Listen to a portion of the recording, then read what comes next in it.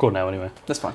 Hello there, and welcome to the very first premiere episode of the GlupCast. I'm your host, Jack, joined by my gracious co-host. I'm James, and as my colleague has rightfully said, this is our premiere episode of the GlupCast. We'll be coming at you with videos mainly about Star Wars, as you may be able to tell, but we will be talking about Marvel, DC, and anything else we feel like talking about, and bringing you our finely cultured views on hot takes, wherever they may be. Either way, they're going to be objectively correct. We know what we're talking about here. We're professionals, okay? Trust us. And there's lots to talk about Star Wars, many different areas to talk about, whether it's niche, mainstream, whatever it may go for. So, trying to create the first topic to speak about, I thought we'd go for something a little bit more mainstream, for the casual fans, to try and widen our audience. Ease us in gently. Yeah, exactly. Before we go straight into Sly Noodle's various biological features. We'll get there, don't worry. But what do we talk about first? What do we decide on? We are going to be talking about every lightsaber duel in Star Wars, particularly ranking them. Now, before anyone comments, as we get through this video, we have made a decision about what we're going to constitute as a lightsaber duel. Ground rules, okay. Yeah. Made this very firm from the start. So we are essentially looking at, from what we've decided, at least one individual in that duel must be using a lightsaber. We're not going on lightsaber clashes necessarily, so it doesn't have to be both people using a lightsaber. So we will be counting Finn versus the Riot Trooper in The Force Awakens. Go to team. At the throne room in The Last Jedi. All that's fine. We will, however, not be counting in The Rise of Skywalker, Luke versus Leia. That's not a lightsaber duel. We're not counting that. Doesn't count. Who cares? But, if you have any views, feel free to leave them in the comments. We won't agree with them, but leave them there anyway. Any comment is appreciated, no matter what your opinion may be. Please feel free to shit talk either one of us, and I'll be glad to read the comment. I think the only other ground rule we need to make very apparent is this is live action only, okay? Yes. We're not counting Clone Wars, we're not counting Rebels, we're not counting Visions, we're not counting that Disney animated kids one, wherever, I can't remember what it was called, The Force of Destiny, right? We are keeping this purely live action, purely because we're on 36 scenes as it is. If we include all the animated shows, this would be a 10-part Game of Thrones, 8-season, 50-minute episode, and no one wants to see that. I think you're sick of our voices already, so we'll keep it streamlined to the live-action duels only. Precisely. So, I guess at this point, there is no better point than to start. And what is the first duel we're looking at, my dear friend? That will be in The Acolyte, a series which, I'll say it now, I quite enjoyed. And we'll be talking about Master Soul versus The Stranger. Let's get straight into it. So, first up, Acolyte duel. First one of the series, I'm not mistaken, if we're not counting the Kung Fu fight scene with Trinity from The Matrix. We will not be counting that. Okay. As cool as it was, yeah, they didn't use a lightsaber till like the last 2 seconds, so no. I'm not too fussed with that. No. This duel, on the other hand, has plenty of lightsabers involved, so we will be counting the initial portion where we see the Stranger fight the other Jedi, including Yord, I believe, is there at that beginning bit. Now I'll come out with it straight away. This is going to be high for me. I'm thinking I want to hover around B or A. I don't know your views on that. I mean, not too far from it. I mean, what we come to the conclusion of as recording this video is, Acolyte, sequels, Ahsoka, whatever it may be. People have a lot of views on it. I think for the purpose of today's video, let's put aside any, preconceived notions and opinions on what your general view is of that show. You've got to judge these purely on just the looking at the duels. Yeah. Obviously, we'll factor in storyline elements, like the narrative importance of a particular duel. But I mean, whether you like the Acolyte or not, this fight scene with the Jedi versus Stranger goes hard. It's unreal. I mean, so before we talk about all these, we are watching them, and as we sat there were several moments where we both were like, "That cool, man." It's just so cool. When else do you see that in Star Wars? The guy cutting off 2 people's head as they kebab together with the same lightsaber blade. I mean, it's just excellent. I mean, there's so many bits. The cortosis, that will come in later duels we talk about as well. But so cool. He just Ray's armor shorts out the lightsabers. Headbutts the lightsaber. What a Chad. What a Chad. I love, and I mean, this is not so much about the duel, but I love that we get to see another Keldor in there. I mean, they do get murdered, but we see them nonetheless. Cool while he lasted. A bit of variety of lightsabers. We see some yellow ones, which I always like. Nice little change of pace from the usual sort of blue and red. And try not to obviously dabble too much into our thoughts on the Acolyte alone, but any duel and any scene in Star Wars is infinitely put higher, in my opinion, when there's so many more lightsabers than we usually see. Yeah, Like, definitely. you know, how many other times in this whole franchise do we see like 8 or so Jedi dueling this one guy? I was going to say. It's just... This one for me. And so we are counting, obviously this then goes into Soul versus the Stranger. Now, I am a certified Soul Glazer. He is just chef's kiss. Now, his entrance into this, I love the saber throw and the sort of swell of the music as he comes in. Love it. And I'm just a big fan of his choreography. So again, we'll come on to this in a later duel, but I just think he is so well like poised in the fights, if that makes sense. I don't know. It looks great. The Stranger, I think, is done so well. The way he's sort of like so aggressive in combat, but it's like... It's almost like a fight style, even without the use of the Cortosis stuff. Like, it's such a cooler fight style we've not seen in any other character, probably other than Kylo Ren, potentially. To then have him, like, you know... Because he's straight up just throwing punches in the mix. He's like, you know, strangling people, not with the Force, but just grabbing their necks as he's stabbing their colleagues. Like, it's just crazy. And then plus with the helmet and the gauntlets he's wearing, just to, like, you know, short wire all the lightsabers. And I also think, way to do it. Just looking story-wise, if you're going to introduce your villain, so we've sort of, well, we've seen him unknowingly a couple of times, but we've also briefly seen him in the armor. Spoilers, we've seen it from 2-3 years ago.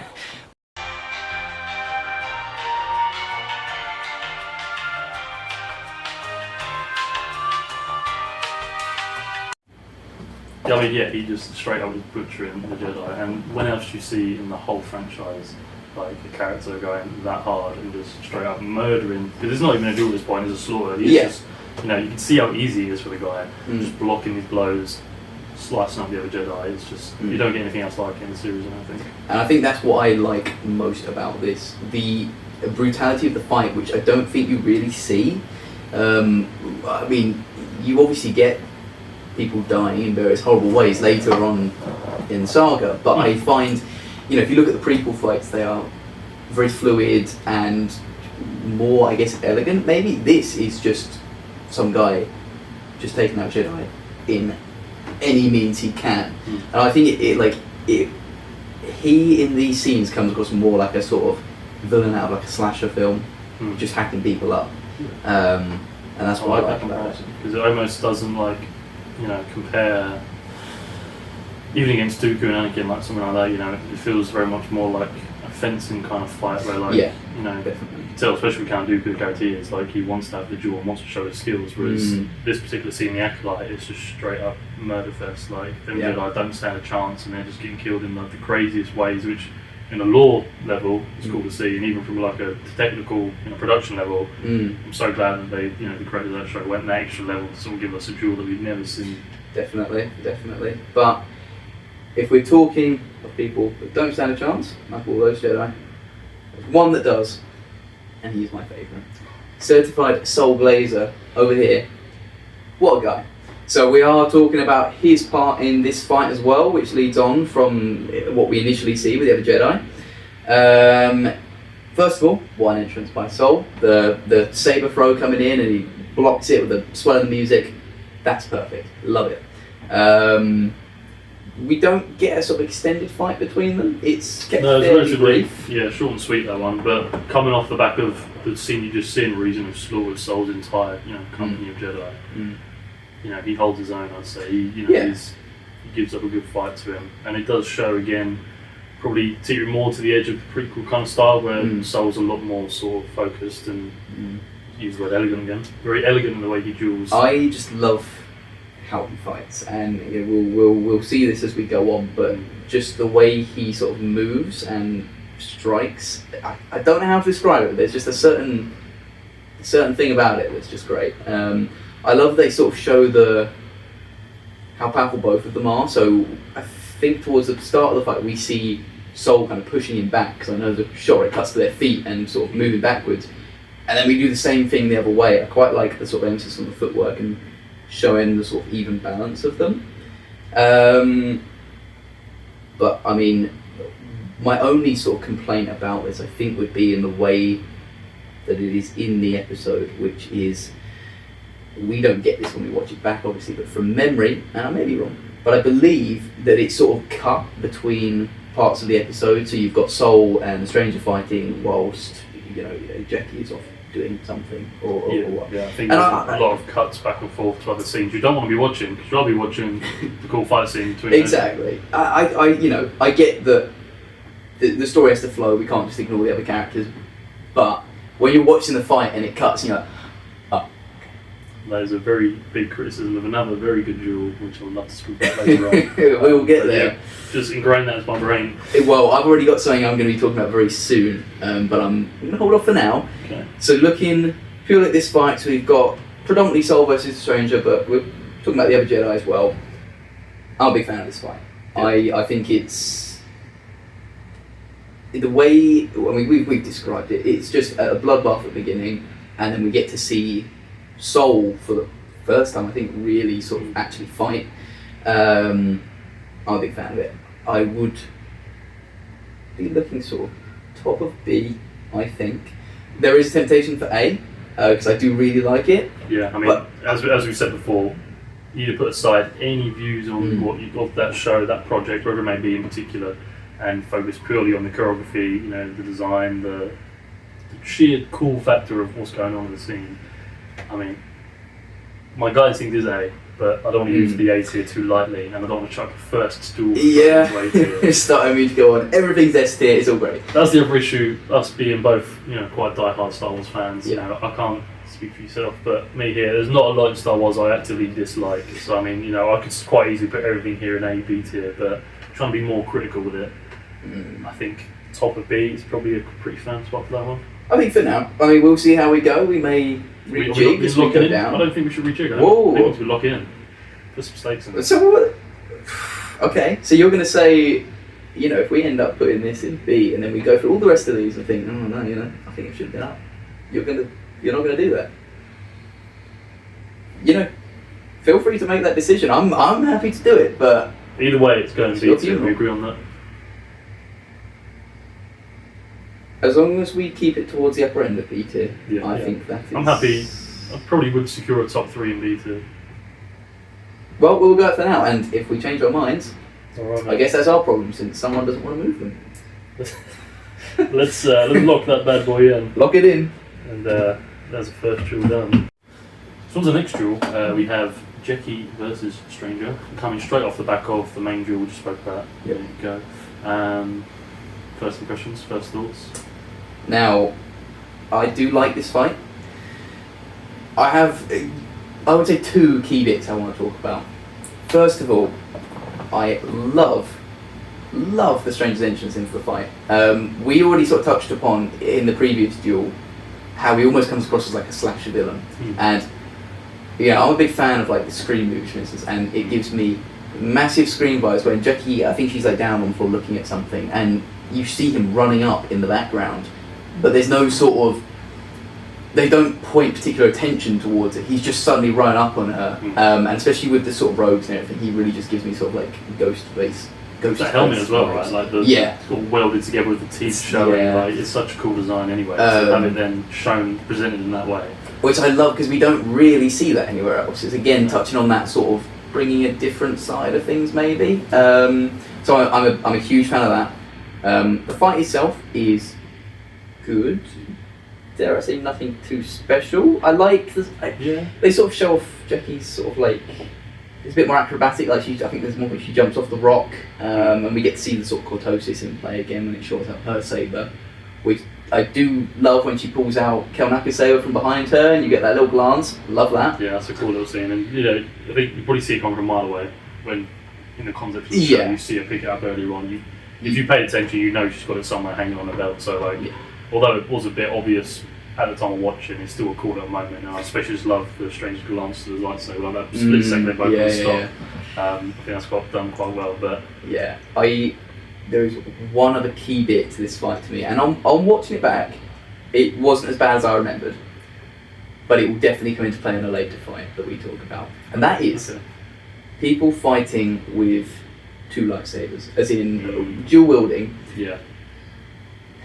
I feel like there is this, whenever they write it, it's always like, well, they have to lose a saber at some point. It happens every time. Now, I never realised, now you say it, I think it must happen every time. I must say, granted, in this one it didn't happen as soon as I remembered it happening. No. So I do think you still got to see a decent amount of time with Jackie dual wielding, which is cool to see, because we don't see that very often, really. I think, coming off that point, because they always lose one of said sabres, you never really see, like, there's never, again, I could be wrong, I might remember it as we go through these series, but there's not like one Jedi who consistently uses separate dual sabres. So then when you do briefly see it in the movies and series that you do, it's all that cooler. But at the same time, I kind of feel like, I'm not going to name drop the scene particularly yet, there's certain scenes with dual wielding that don't look as good. Like when you choreograph the one saber, I feel like the actors, and again this is just all round complaint, but like them using two never looks as good as them using the one. But I feel like this scene did do a better job of showing like the skill with two sabers. So I mean, I think points for that. Yeah, I think it looked good in this scene. I definitely know what you're talking about, because I think there are times when they misuse it, particularly in my view, someone that is well known for using two, and I think it's used so badly, because in this I feel like you see Jackie actually using those two lightsabers, whereas I think often the temptation is to use them as like one saber, which I really don't like. So I do like it in this, and like you say, I think it would be good if we got to see more Jedi use two, I guess, standard. Again, there's obviously a big name coming up that does, but I feel like it's something we don't often get to see, so it's again a nice little change. They do obviously fall victim to the classic Star Wars writing of they've got two lightsabers. Get rid of one. We can't have man two. What are you talking about? Too expensive. That's double the effects. Exactly. So that's like a minor complaint. It would have been cool to, I don't know, actually like kept it for longer or something. But a minor complaint in the grand scheme of things. Yeah, I think the only other thing that I remembered rewatching it, obviously it has been a while since I've watched the Acolyte fully. Just like the actual speed of the fight and stuff. So I know prequels are renowned, slowing down Ewan McGregor and stuff. Get to that later on. But I don't know how else to describe it other than like the velocity of the duel. Like you can tell they're both like swinging for each other, and like original trilogy duels we'll get to as well. But there's a different kind of speed to this particular duel. Like you kind of almost feel like she's at least like fighting for her life. Like she's going to get murdered, especially after having just seen the duel beforehand. As you're watching this episode, you're thinking, well, she's going to be dead any second now.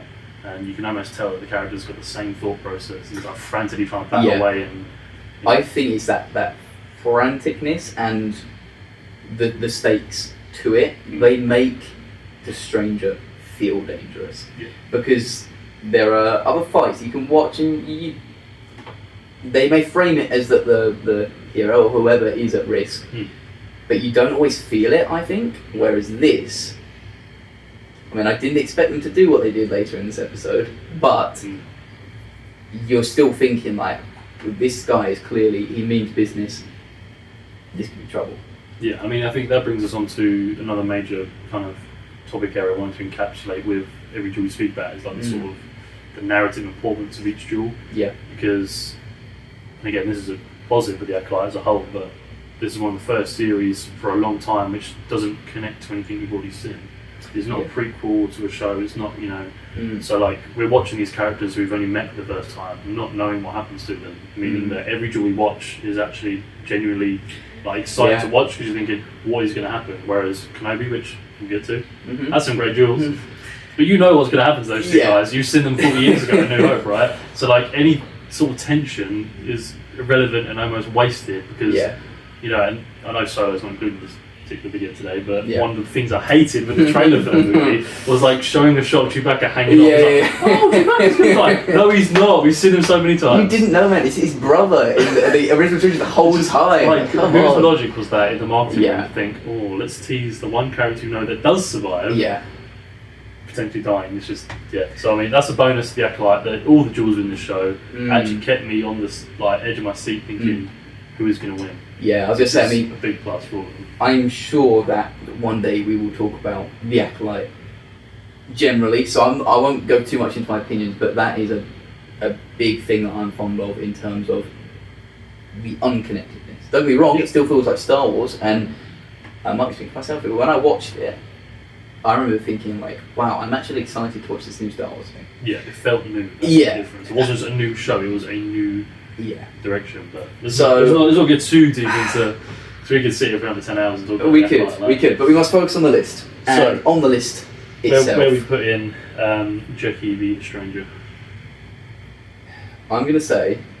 I mean, if we put that in B, this can't be... I don't think it'd be above it. No, definitely not. I mean, I'm thinking... There's nothing inherently wrong with it, but it's just not that great either. That's the issue. I think when we talk about narrative reasons, there isn't necessarily a reason to fight. The only kind of a filler between the two. Yeah, don't be wrong. It's a good action sequence. The only narrative reason it really serves, just the only consequence of this fight is that Jackie now has one lightsaber again. That's pretty much all I can think of that actually results from this fight. Yeah. But narratively, is not the most important fight. So I think that being factored in, because I mean, when you consider in the first fight that we've already put in B, narratively, okay, now we only have Sol, Jackie, and Yord left. Yeah. So I think that is more important. So I don't want to put it in D because that feels too low, especially since we've just talked about how good it is in lots of ways. But then now I think did we put the first one too low? But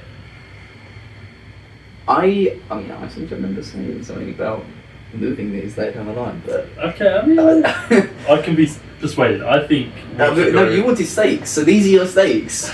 I'm thinking high D tier, just because again, nothing wrong with it, but it's just doesn't really do a lot ultimately. Or you feeling? I think no. For the sake of the list. Full disclosure, we want to have a nice spread here because obviously, as I said earlier on, we could easily put all of this in A and B because we love Star Wars. But if we're going to try and get a little more critical, and upset a few people on the other end, we need to sort of. I think it has to be. Some bold I'm not happy about it. What was it Lando said in Solo? I don't like it. All right. I don't agree with it. I don't accept it. That's the way it's going to have to go. Donald Glover. Let's put it there.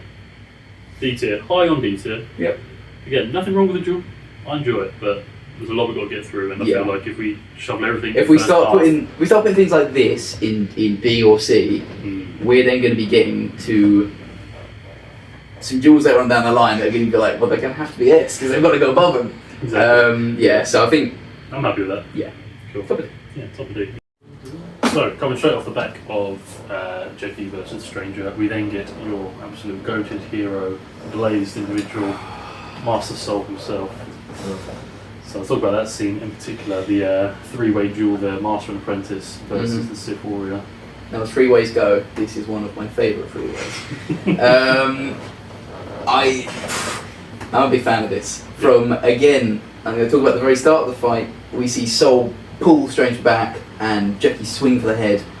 Love it. It's great. I like that we get a bit of force use in there as well. And the other thing I like that they get in there is obviously this is a lightsaber duel, but lots of kicks in this and throwing hands. Yeah, and there's one point we both sort of picked up on when they're on top of a sort of outcrop and Soul just starts bodying him, man, and then knocks him down, where Jackie then follows. Yeah, immediately after Stranger obviously headbutts the lightsaber. Which again, you get 10 bonus points every time you do that. It's just the coolest thing ever made. Yeah. What other form of fiction do you watch where they just headbutt the weapon in question? I love that shows this, there's no fear as well, because you're just like, yeah, you got a lightsaber, just... Literally just straight into it. So immediately after that point, obviously Soul then realising his lightsaber's useless, just decides to throw hands and bodies him, straight up just, It's great. Yeah, I don't know what fire style it is, Kung Fu Karate, whatever it may be, but it was just... I think they did use a lot of sort of Kung Fu elements for the Acolyte, and I think it works well. We get to see, the both of them fighting, and it feels... I think it feels balanced in that I think the difficulty is when you've got two people fighting one person, you don't want to be thinking, how have they not beaten him already? I think they play it with the sort of surroundings, it's quite tight and stuff. I think that works quite well.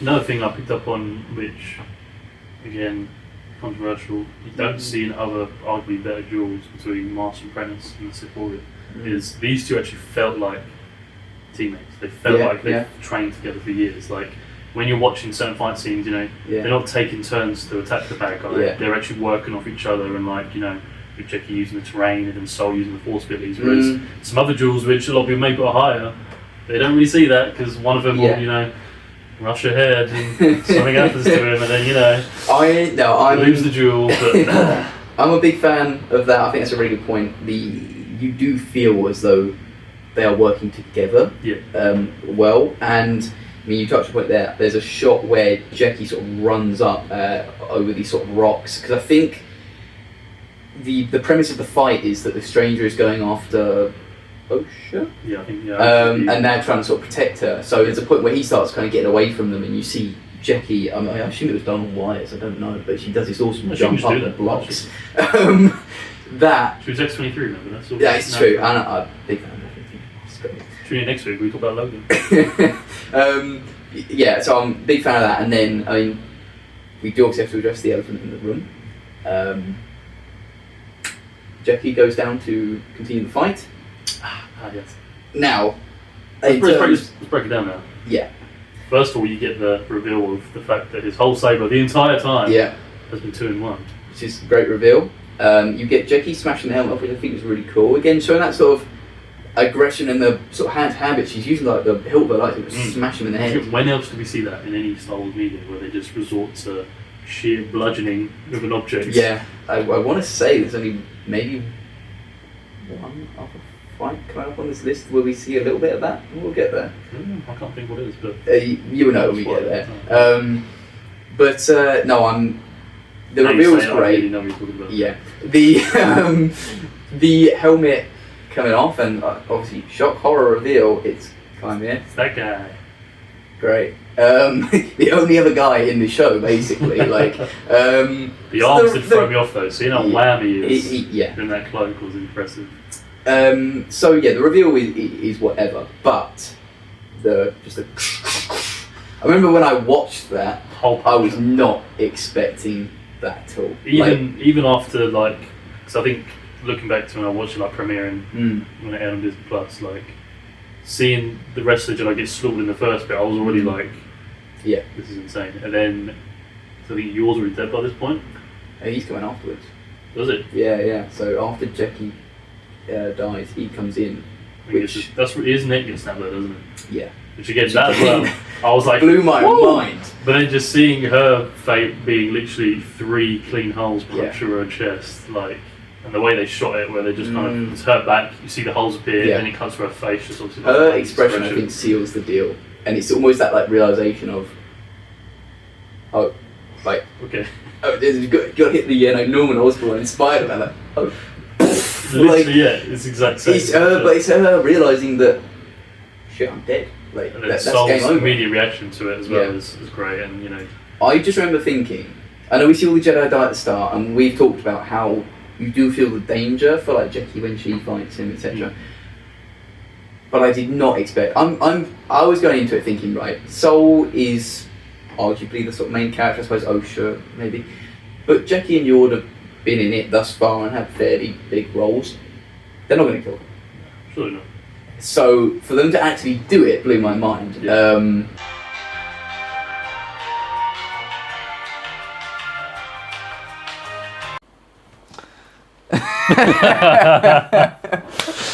Okay. So the reveal, right? So yeah, the reveal of how they... I can't even write. Let me lock in. I'm keeping this in.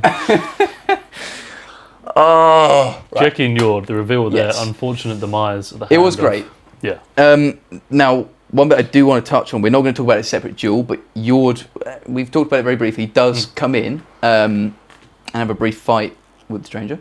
Now this I want to touch on because I love that he picks up the helmet, having been involved in the first fight and seen the Cortez what he can do. He picks up the helmet and uses it to short out the stranger saber, which I think is really cool, and I love they sort of show that, you know, focus on what's happening, and he's like actually picks that up from the previous fight, so it serves a kind of nice link. Still didn't save him, unfortunately. No, and My man had a brutal death, I think it's fair to say. But no, I think that the stakes of it were good, since we've actually had 2 significant character deaths out of it. True. The choreography was really good. I'm a big fan of it. I mean, it's above the first one we talked about, definitely. For sure. I'm thinking C tier, because it's what you thinking? What? C tier. Not above the first one we talked about. Soul and No, because the whole Jedi fight. oh, hang on. We've come to our first bump in the road, ladies and gentlemen. Well, no, the way I look at it. Sell this to me. Go on, sell it. This pen. No. The first scene, I think you've got the experience of not knowing what the stranger's like capable of.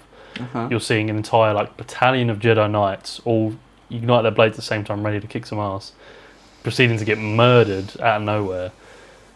And including the other duel with it, with Sol obviously having his 1v1 with the stranger beforehand, I think is an overall better package than the latter fight scene with the unfortunate death. I mean, it's a take. It's a bad one, but it's a take. What? I can't agree with that. Seeing the many Jedi is cool, but this one you've got Sol and Jackie working together. You've got great choreography still.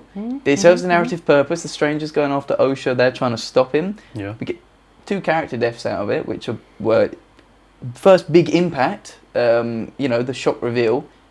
Ironically enough, the deaths being more shocking than the actual reveal of who the stranger is. Yep. I think it's got to be above it, man. Above it? So you're thinking this is A tier?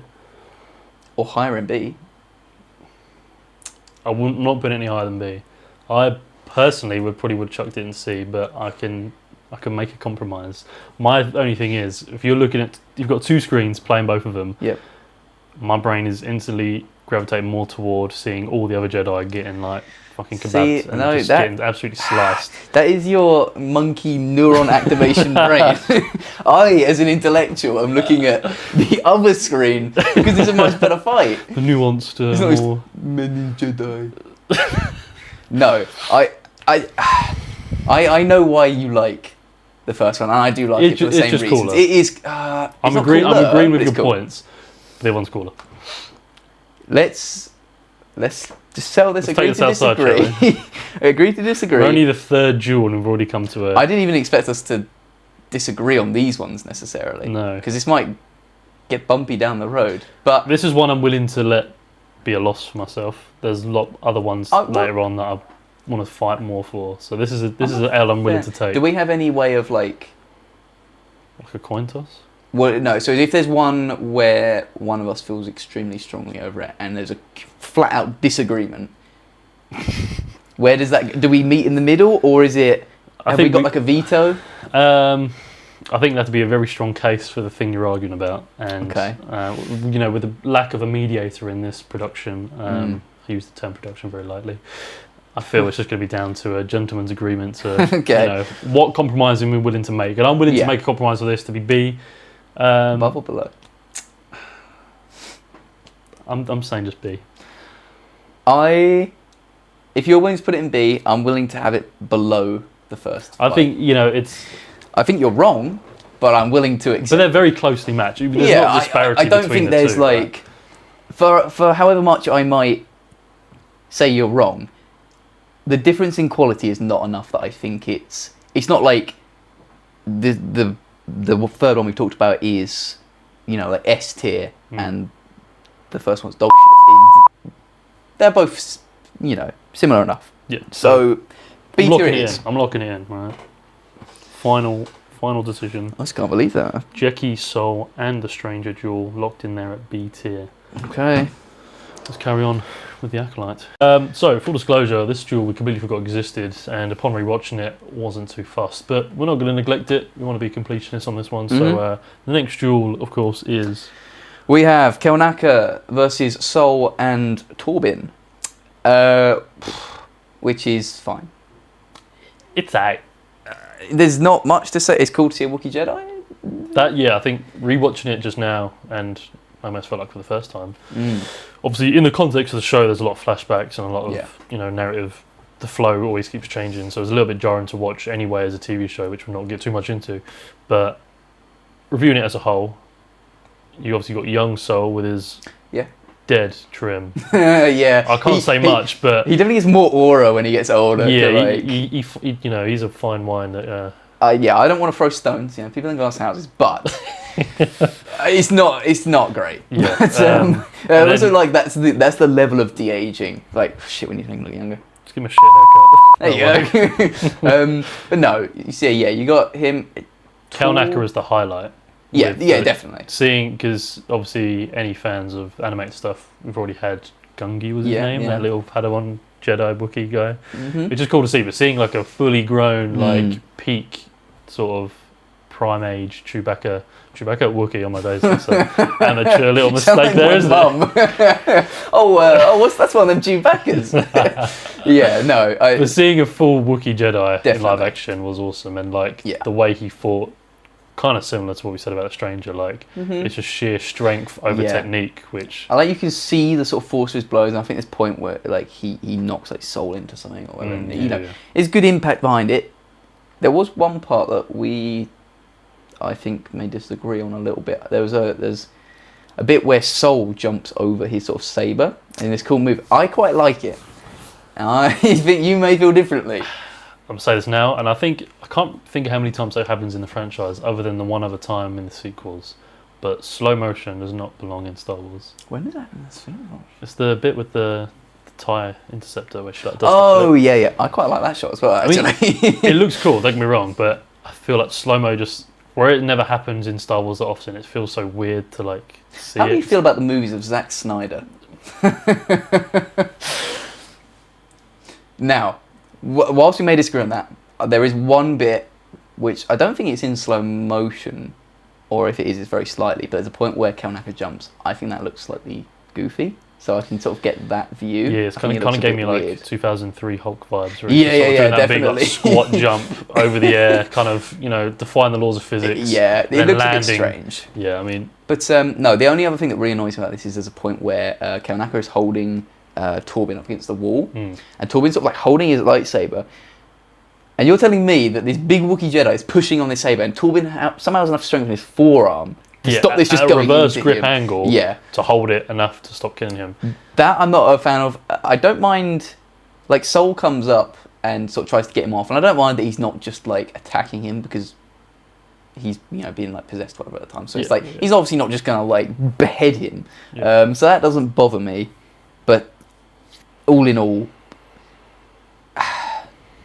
what's there to say about it? It doesn't really serve a narrative purpose, I don't think, beyond just showing that they can possess people. Yeah, and those characters didn't really amount to much in the show as it is. But no.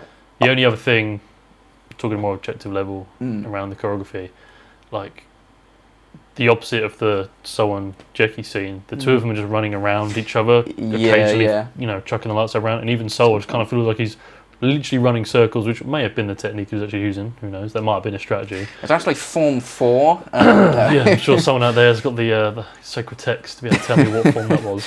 But either way, on camera and how it translated to when we watch it, it looks sloppy compared to all the other duels in this series, which are otherwise absolutely S tier. Yeah, no level, same intensity as well as some of the other ones. It just feels... To me, it feels a little bit like they thought, right, we've got this Wookiee Jedi, and we also haven't had a fight scene in a little while. Let's just have them fight. And it's just like, kids smashing their action figures together, and it's just like, it's fine. Similar to what you touched on earlier on, there is no stakes, because where this is obviously a flashback, and I might be wrong with this because it's been a while since I watched The Acolyte, but by this point, obviously, we already know Soul's alive, and we've already seen... Torben's already dead, is he? Torben's already seen him? Dead, I believe. We already know that he at least...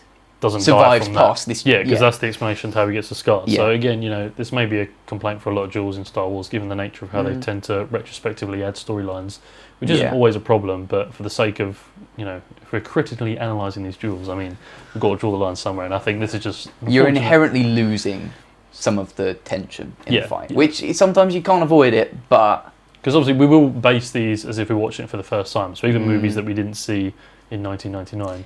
We will treat as if a viewer for the first time would like it on these merits. Yeah. But I mean, considering we put Jackie and the Stranger in.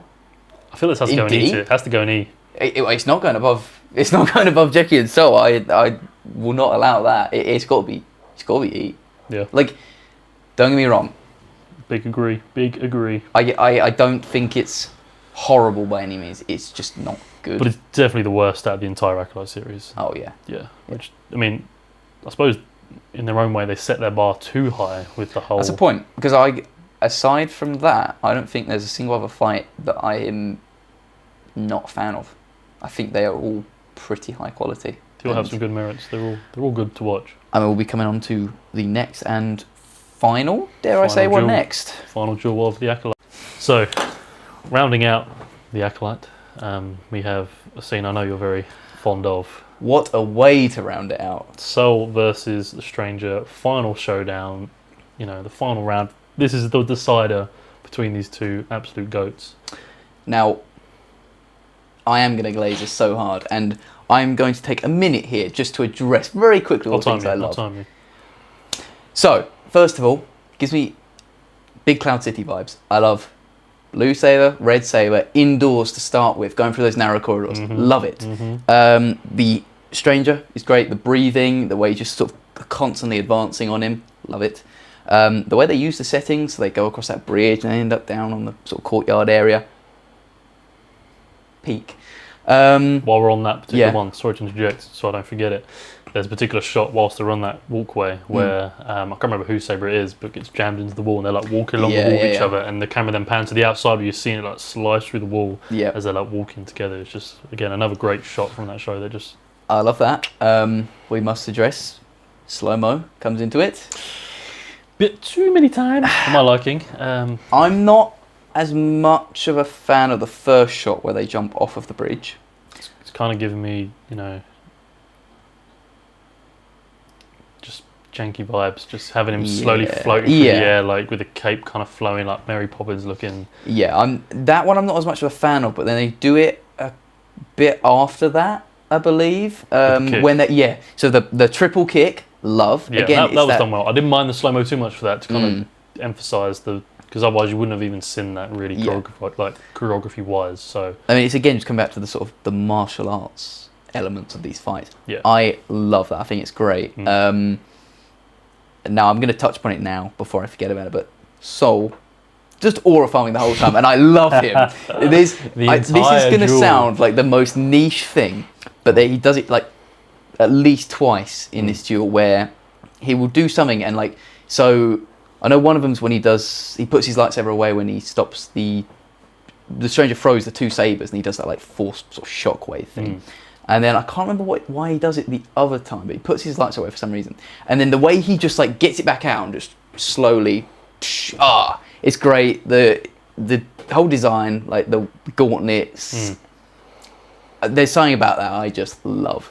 Without trying to preach for the Acolyte too much, it is a shame, season 2 cancelled, whatever it may be, but that era of Jedi with not only the look, but the, like, I guess the attitude, I suppose, and the training especially, the show, like, prequels before this were considered like, the golden age of the Jedi, but if anything, the High Republic shows that this was the prime time of the Jedi Order, like, best training, best equipment, and, like, Soul obviously shows that he's one of the absolute goats of the whole Jedi Order at that point, which is...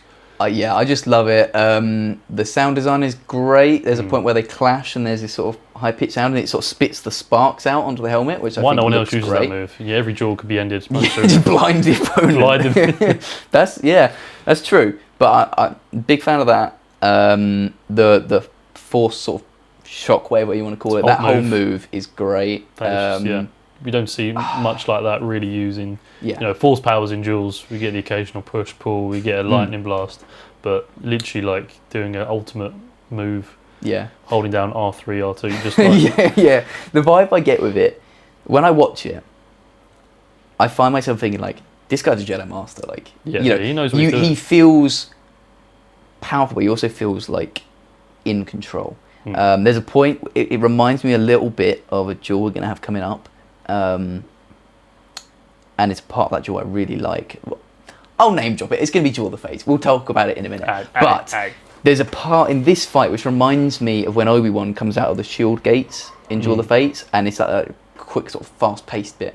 There's a shot where it's like just sort of straight on looking at the two of them, and Soul is like mixing in the sort of like saber strikes, but also just like flat out dodging some of the strikes, and it's so fast-paced. I think it looks great, and you're gonna hate me for this. I'm a big fan of samurai movies. As was George Lucas. Seven Samurai is peak. There's a shot in this where it's the end of the duel. They sort of both come at each other and like Soul sort of swings up, and then they're both sort of stood like facing opposite directions. And it's not revealed that he kills the stranger, but he breaks his saber. That is straight out of Seven Samurai, and it's excellent. It touches back to those sort of roots where George Lucas picked it up from, and it just fits the theme and the setting so well. And what a setting! I love the sort of like the leaves all over the place. It's sort of like the ruins. I cannot glaze this enough. There are going to be other fights that are going to be above it, but I'm a big fan of this one. I think it's great. I mean, it's all right. I know you don't mean that. I know you don't. I know you have to. No, yeah, genuinely, this is probably. If you don't tell me that it's above the two we have in beta at the minute, I'm out. Gut instinct would be to put it along with those two. Genuinely, I think it is really good, but the Stranger whole Jedi fight scene is just so high up in my own brain. But I'm willing to make compromise. As long as it's an A tier, I'm happy. Yeah, I mean, I don't mind where it is, but I think this is an A tier. Again, this is a series that I didn't really remember the Duels as well. So rewatching it, like choreography wise, it's beautiful. Like the two of them are literally dancing one another. You got all these different goes into a little bit of martial arts with the kicks and the punches to one another. You get the use of different force abilities. Objectively, is great in every way. Master Soul, aura farming, as you say, and then the Stranger, arguably even harder aura with his mask and everything like that. You see, for the benefit of the audience who didn't see this, we have been watching these before we talk about them, and we even joked that we should have filmed that because, especially the Acolyte, for example, you haven't seen it in a little while. Based on your reactions to this, I was thinking, right, this is going to be high. No, and then you're coming at me with, no, I want the fight of all the Jedi is better. I think purely because watching Acolyte for the first time, that is the scene that stuck with me the most.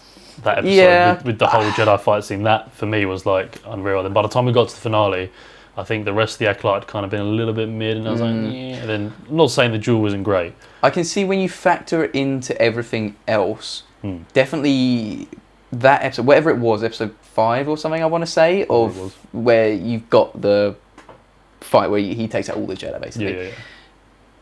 That was definitely what felt like, I don't want to say the peak of the show, but that was when you watched it and you thought, well, hang on a minute, like, remember something special this here, is folks.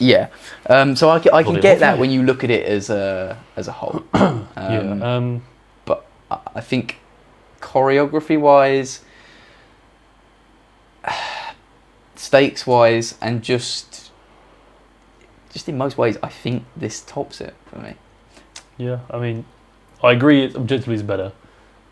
The only thing that kind of puts it down for me is the fact that is then undermined by the ending of the show with obviously Maya Roche, I can't remember which one it was, bleeds the Kyber crystal and then like force chokes Soul to death. Like seeing him at such peak performance for the whole show and then dying like that does kind of make me think, oh, that was all for nothing, which isn't the fault of the duel itself. It's obviously a narrative issue. Yeah. It does detract a little bit for me, that's all. I can get that, because I think when you're talking about the duels, whilst we have said we're trying to focus on them themselves, inherently the consequence of it, or how it fits into what's around it, does play a part.